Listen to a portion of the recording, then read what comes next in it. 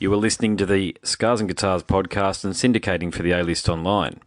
My name is Andrew Mackay-Smith, and holy moly do I have an interview subject for you to listen to in this particular instalment. It's Peter Murphy, the Peter Murphy from Bauhaus. I'm a big fan, as you'll hear through the conversation. Something else I will add about the conversation, this is probably the most off-the-wall interview that I've ever conducted, and thank God for that. Peter's a legend. I'll read out some dates quickly because the reason for the conversation is to promote Peter's upcoming tour of Australia, which is occurring through October, so very soon. On Monday the 22nd, he's playing in Adelaide. Thursday the 25th, he's playing in Brisbane. Friday the 26th in Melbourne. Saturday the 27th in Sydney. And finally, Perth, you get a show on the 28th, which is a Sunday, at Capital. So let's hear what the great man has to say. Here we go. Hey, Peter, Andrew Mackay-Smith calling. How are you? Andrew, I really apologise. My last interview was going on. That's why I had to decline, because I was still doing it. Oh, sorry, I didn't mean to bug you. Yeah, I thought that might have been the case. So No, you are not bugging me. You've got a time to call, and you were right. It went over because I had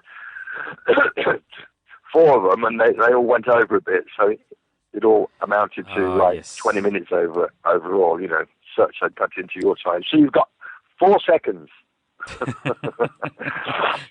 Nice, mate. Well, what can I say? I'm speaking to the great Peter Murphy, a fellow whose music I've been following for the better part of 25 odd years or so, ever since I really can remember. Well, thank you. I'm a bit lonely. Are you good looking? Are you well hung? Do you want to... Are you hitting on me? Mate, I might be. I might yes, be. Please, if only. Jesus. I remember. Yes, darling. Your music has been a companion for many years. I've got to share this with you. So I used to travel quite a bit for my job, and I remember I was feeling very sick. I had a virus or something and ended up being in hospital for quite some time because I got severe ulcerative colitis. But With what? Oh, severe ulcerative colitis. Oh, no. Which is a bit like Crohn's disease. What, just now? No, this was a couple of years back, about 3 or 4 years back. Oh, yeah. That's heavy. Yeah, it's bullshit disease, mate. It's one of those ones that really lays you low. You can't travel, really, because you need to be around a bathroom basically 24/7. It's a bowel thing. I know. I've got I'm sorry, this is off the record. I've got something that is not that yet at all, but it could lead to it. It's one of those, and that alone, what I used to get, or now it's much good. It's better with diet, but man. Yeah, well, it wipes you out. It does, and you got no energy, and I've got 2 kids, mate, so it was very difficult to function, do a job. I'm also a musician, so to perform and be a parent. I can't believe it that you did it. Yeah, well, wow. I'm not going to say it almost killed me because it didn't, but it put me in a hospital. No, so it can. It can, definitely, yeah. No, it can. If it was Roman times, I would have been dead years ago, but it's not Roman times, so you know how it is. You soldier on and you just do what you got to do. No, I know. But still.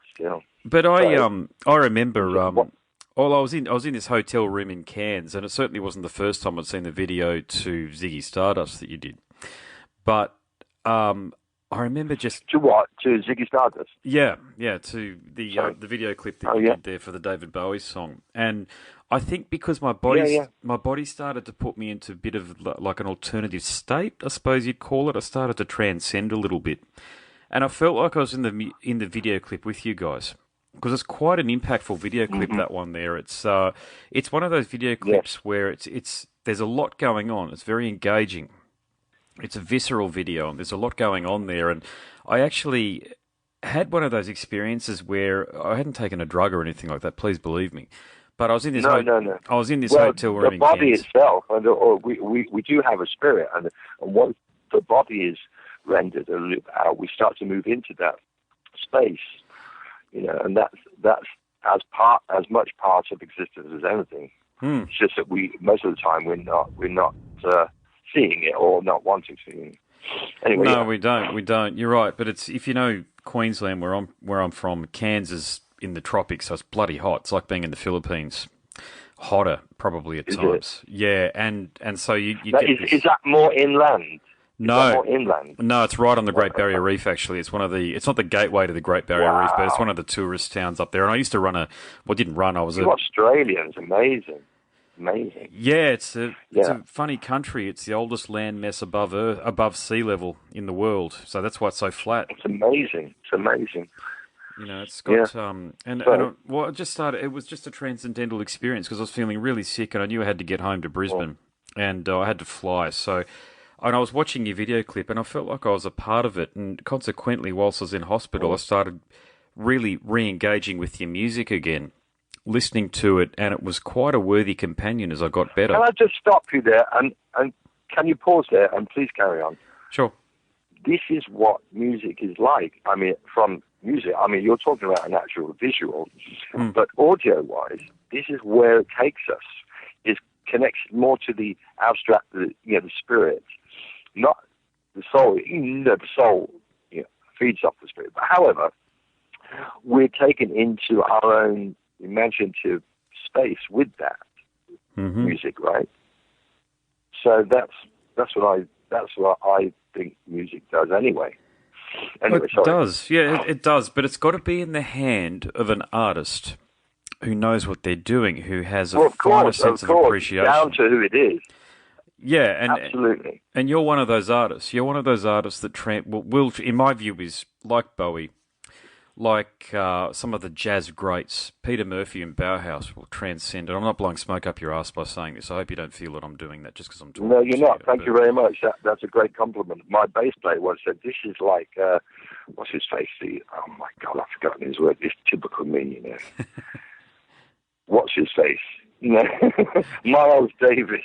I said, "What are you talking about, Miles Davis?" No, man, jazz is not that. It's this. I said, "Yeah, well, thank you. Yeah, man."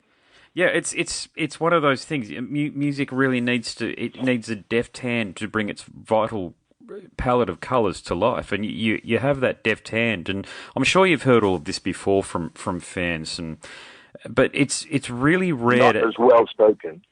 Oh, thank you. Yeah, thank you. Yeah, it's just when an artist that is vital as yourself. So you're an innovator. You've got the distinctive voice. You're a style icon. Many people try, but you've actually done it. You were actually, and I don't think people realise this, you were the illustrative inspiration for Eric Draven in The Crow, so that character that was originally a comic book. Yes, I do know, yeah. Yeah, so there you go. So you tick so many boxes, but do you feel as though the world fully understands Peter Murphy, or do you think they understand the character that sings out the front of Bauhaus? I think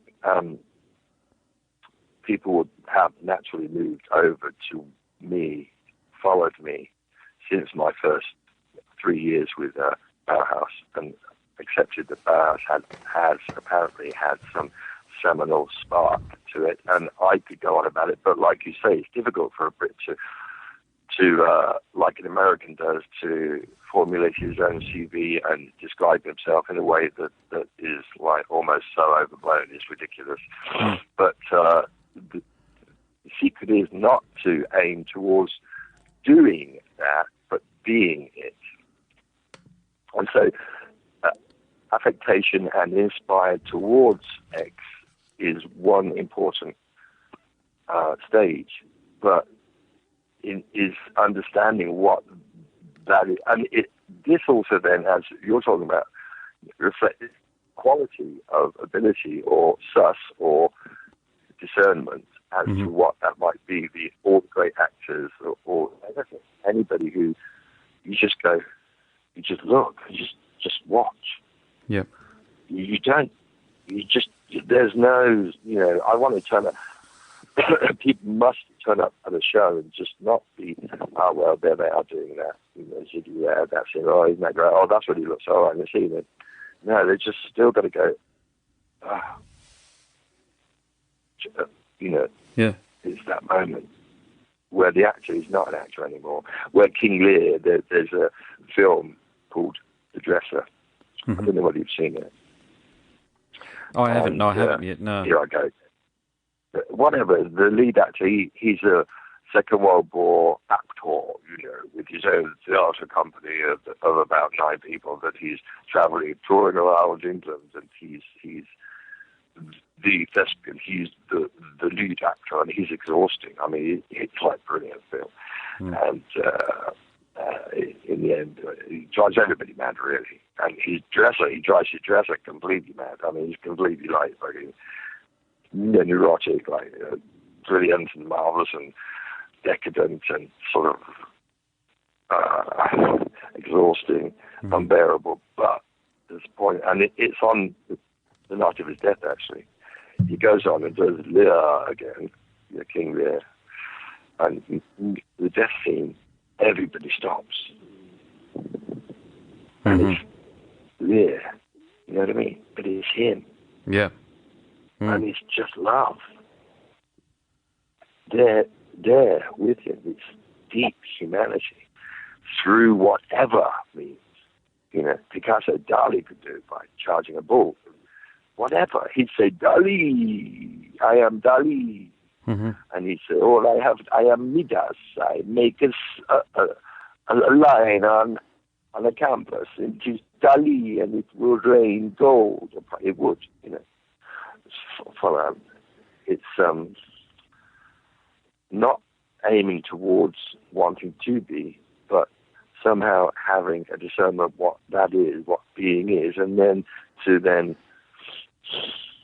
that's what I am. I'm born it. Now, I don't know what that is, but I do know what it is, but I'm not going to tell you. Yeah, no, keep some things to yourself. If I tell you, what's your truth? No. Keeping it from you. I'm not telling anybody, because you're going to get it, and you don't know what it's going to be. See what I mean? Yeah, I do. Yeah, it's the individual. The minute you title a painting, you fucked it, because people are like, "Oh, that's about that." Okay, then, and they look at it with that in mind. You know? You're an old. Sorry. You're an old soul. You've done this many times before, haven't you? Well, I can't really qualify your question in total by agreeing and saying yes, I have, because that would be accepting an idea that there is repetition in eternity, some sort of like duplicity, some sort of then and then and then and then and then and then and then, you know. So, and I don't want to get into some perfunctory discussion about whether karma exists or doesn't, because it doesn't, but it does in a way, but that's just a word. But an old soul, yeah, it's interesting, isn't it? What makes a saint? That's a good question. And I'm talking with you now. I mean, what makes a saint? What makes a saint? I think people are born, and everybody is born with the potential of perfection, and still are until they die. And it's our environment that affects us, and there's not a lot of education in terms of these subtler arts of spirituality. Of course, most spirituality has been reduced to cultural expressions of identity and I, and therefore let's not be that, and let's be this, and it has its own common. It's like four people sitting in a room once, and the master himself, the beautiful friend, says, "I'm going to go to the market. What would you like?" And the Italian says, "I want deda," and the Turk says, "Uzun." So they all want something different about it. He goes back, brings it back. All he brings back is a bunch of grapes, and they're all completely happy because they all asked for grapes. But each of them was like, "No, I don't want that. I want Uzun." You know what I'm saying? So it's fucking. You've got to. Danny and I, Danny Ash and I talked about having the sus. The sus. When we were 13, the sus. And Danny saw it in me, and I saw it in him. When I first saw him, it was like something about that.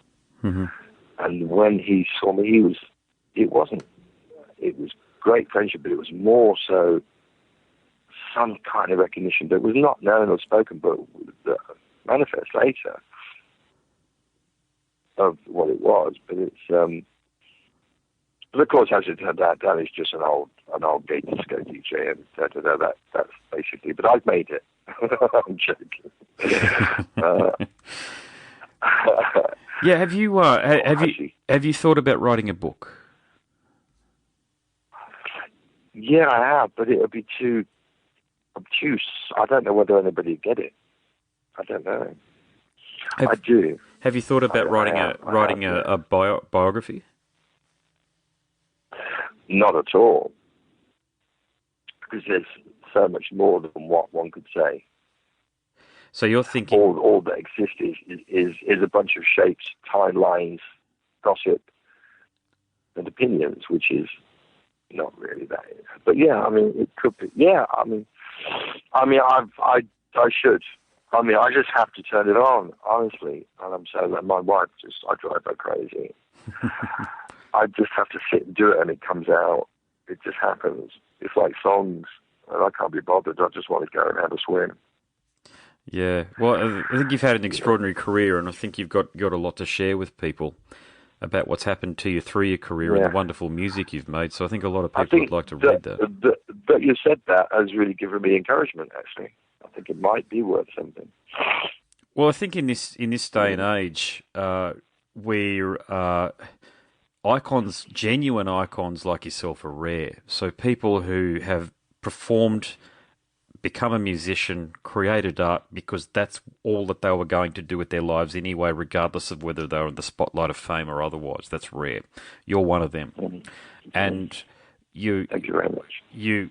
I've read a lot of biographies from Keith Richards' book, which wasn't really that good, to be honest with you, to Morrissey's, which was okay, passable, to be honest with you. A lot of... bit self-indulgent, both books, I must say.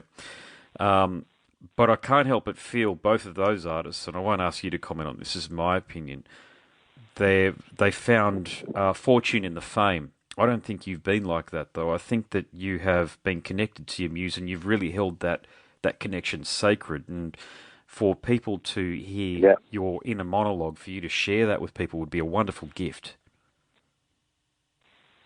Thank you. Well, I think that's something that I always loved about Eno. And also, Bowie, actually, he was very evasive about what he was and what he was on about. See, that was the thing. I mean, he was naturally Bowie. There was no affectation, really. And there was, as well, really great affectation to mask what was going on so that nobody really got it. I mean, that last album, not that all of it was good musically, but, I mean, come on, who could have done that? Nobody goes out like that, has ever and will ever again. Yeah, that's I've got that on vinyl, actually. Yeah. And that was almost horrible, because it's like, how can you believe in yourself so much that you're doing that whilst you're ill? You know what I mean? It's kind of like, wait a minute. This is far too self-obsessed. It's like gross. It's almost disgusting. You know what I mean? Yeah, I think not I understand. shocking because of. It's always disgustingly. Will you please stop? You know what I mean? But then again, I don't know. You can't judge. Well, I don't think he was. I think he. I've listened to the record a fair bit, and it's a different album. Well, yeah, okay, saying it's a different Bowie album. There's no such thing. All of them are bloody different from each other. But I wasn't expecting to hear. I don't like a lot of it. A lot of it, you know. It's a shame she was a whore and all that stuff. Musically, it's a bit bollocks, but the two singles are great. Those alone are just statements. You know, Black Star, beautiful, brilliant. Wonder what message he wanted to impart there, the Black Star, because it's not a positive symbol in a lot of ways, is it? But it is a symbol of hope, because it's still a star in one respect, isn't it? I do tarot card readings, and the star's a beautiful card. He's still using his archetypes of space and archetypes that he established. So he doubled backs on those. And Black Star is kind of like not a black evil star, like a black star, kind of like, it's so deep. It's so kind of multi-dimensional. Deliberately ambiguous, yeah. Not a rock star. I'm a black star, and it's kind of like I'm a black star, anti-star, in effect. You know, antimatter. He was never a star. He was always a character. It was something doing shit to you. You know. So who have you met? Who have you met in your travels that's really inspired you? Oh, there'd be people that I don't think you'd have an access to in terms of wanting, knowing. They're not people who are well known, but they're true saints, if you like, that live in the world, have no affiliation with any bollocks or any sort of thing, but they're basically coming from the Islamic Sufi tradition. There's not a lot. There's 3 or 4 over many years. And I've sat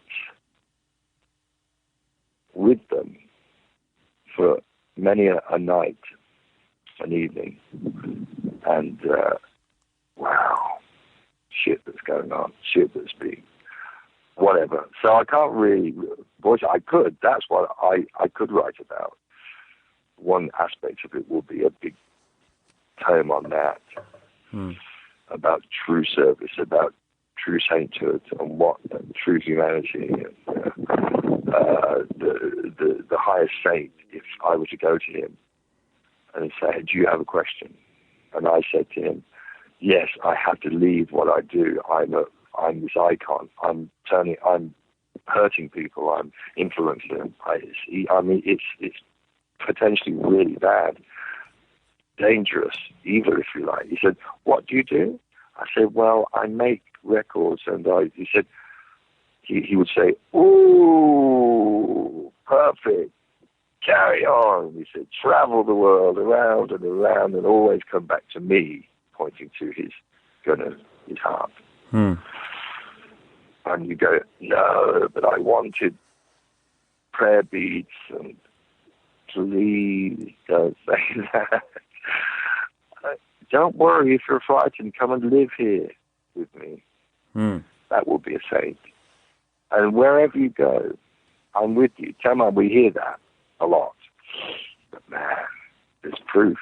There's stuff, you know, stuff like that. But that's not exclusive and separate and more important than what I do, because the point is, what I do is me, is it. What we do is it. It's nowhere else. You see what I'm saying? I think so. So that's the kind of experience. Well, you know, there's nothing else but you. There's nobody else but you. Yeah, I understand. What you perceive. Of course there are. Of course there's others. And that's the apparent multiplicity of oneness. So apparent. Let me ask you this then. Okay, so Elon Musk was on Joe Rogan's podcast recently, and he was talking about, it's not just his idea, by the way, but he subscribes to the idea, if you like, that we live in a simulation, and things only manifest, I think, as we focus on them, is the idea of this simulation here. So it's not real until we focus on things. How much weight do you put in that argument there, or that idea there, that we're living in a simulation? Well, I don't know what the argument is. The language he's using is simulation. I'd like to know what he means by simulation. Who is computer-generated simulation, effectively, yeah, like it's a hologram. Well, who's the person who's the thing that has created the hologram? Yeah, it's a good question. I struggle with that. I need to know. I understand his cosmology first before I could answer whether it's a simulation. I think everything is. Nothing exists except that one existence. So there's one element of the aspect of that. The simulation, I could riff off that and go, well, everything that we project and perceive is our own subjective, conditioned mind response to something, to everything, to anything. and I'm not talking psychology, I'm talking pure, I mean, it leads in, this is what things, sciences like psychology and that are trying to reach towards, just as every science is trying to reach, and getting towards the verification of that which isn't, which is, or is really, with the big I, you know, da. But these kind of conversation comments skip a lot, and they tend to, especially if they're coming out of the mouth of somebody like me to an audience member, a youngster, or anybody, they could propel you into an idea if it's not the sus. Do you know what I mean? Mm-hmm. If it's not grounded in something. Sufi stories tell you stories. They're stories, anecdotes, and they go and they're teaching you, but they're not teaching you on purpose. They're not openly. Nobody's saying, I'm going to teach you something. They're telling you a story, okay, to illustrate something. And that illustration goes behind you, round into the back of you, rather than confronting your ego and your opinions. Do you understand? Mm-hmm.